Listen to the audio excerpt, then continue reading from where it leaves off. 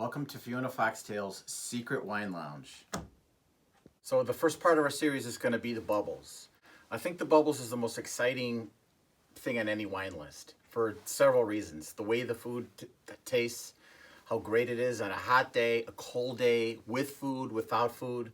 That's the most important thing. A lot of people think that bubbles is a special occasion, and it can be a special occasion, but it's really not. So today we're going to talk about the four bottlings that from Pure Wine has on your list. Number one is the Domaine Colon Cremant, which is a sparkling wine made outside of Champagne.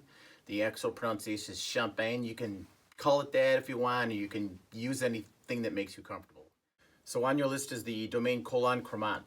So Cremant could be made in anywhere in France. It can be made in Alsace. It can be made in Bordeaux. It could be made in Loire. This is particular from Lemieux, which is in the southern district. Which kind of cool about Cremant is that 50% of it's Chardonnay. Now the benefit of Chardonnay at 50% is that Chardonnay has the best proportions of acid amongst those three grapes, particularly in this area. So a Cremant or a sparkling with high acidity tones that's 50% Chardonnay will marry just about all of your foods. Particularly you have the shrimp mac and cheese, the flatbreads. I'm just thinking of things in the menu at Foxtail. So these are things that work really well. The selling point of the Jacquard is that most of the grapes are grown in the Côte Blanc district, which is where Chardonnay dominates. Going back to the significance of Chardonnay, it's the best grape that gives the most acidity for all the sparkling wine in Champagne or in Cremant, or in the Lemieux where the Cremant is made. That's the most significant thing. That's what's going to marry the food the best. One very important thing for the staff: make sure that the bottles are cold. An ice bucket, a third filled with ice. Submerge it in ice water. 5 minutes, that bottle's cold. You must serve these products cold. The pairings, I know that the wild mushroom risotto, that's going to have a lot of intense flavors, and the Jacquard Mosaic Brut is going to work very well with that. It's going to be able to handle the intense flavors with that high acidity Chardonnay-based sparkling Champagne from Jacquard. Also on the list is the Jacquard Rosé.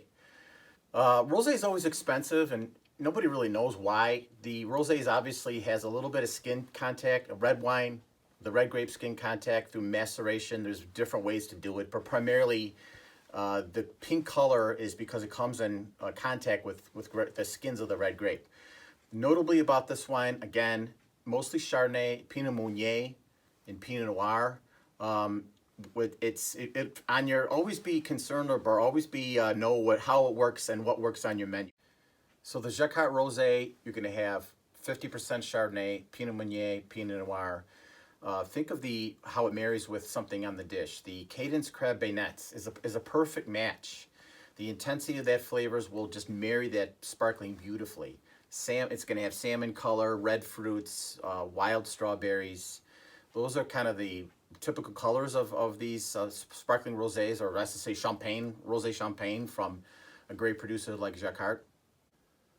And the last of the bubbles is the Jacquard, Champagne Jacquard 2009 Blanc de Blanc. Vintage Champagne is something entirely a different animal altogether. That means that the fruit, the bottle, what's in the bottle comes specifically from that vintage. Also, very importantly, Blanc de Blanc in the Appellation Contrôlée, laws of the Appellation Contrôlée, is that it has to be 100% Chardonnay. Now, going back to what I said about the significance of Chardonnay, how high acetones Chardonnay gives you, specifically where this wine is from, makes it even more better with food. The Chardonnay has more weight. It has more richness. You have a little more of the brioche component to it. And then again, think about the different foods that the Foxtail offers that goes with something like this.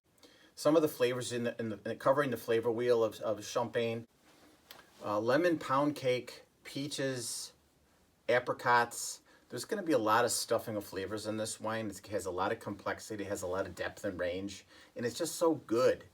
Has to be cold. Be very, very specific about having the sparkling be cold. It's the only way to serve all these sparkling wines and always upsell. So if somebody comes in and they like Prosecco and you know all he drinks is Prosecco, all his wife drinks Prosecco, you could always upsell him to something from France, from Domaine Colon Cremant. There's a little bit more minerality in that than some Prosecco. I'm not saying anything bad about Prosecco. It's great in what its own merits. But you get a little more stuffing in the Cremant. You have more richness, better with food, 50% Chardonnay. Those are really important parts. And when you look at the totality of the sparkling, you are getting something way better for the money than you could think of, because you're always going to think champagne is going to be very, very expensive, and these are not. And also, most importantly, drink them out of the right glass. Sometimes champagne flutes doesn't have enough carbon dioxide, so you don't really wake up the wine enough. You got to have a nice big bowl. You get great aromatics, and it's really going to deliver with the food, with those high acetones, some Chardonnay, and just a better overall food and wine experience from the Foxtail.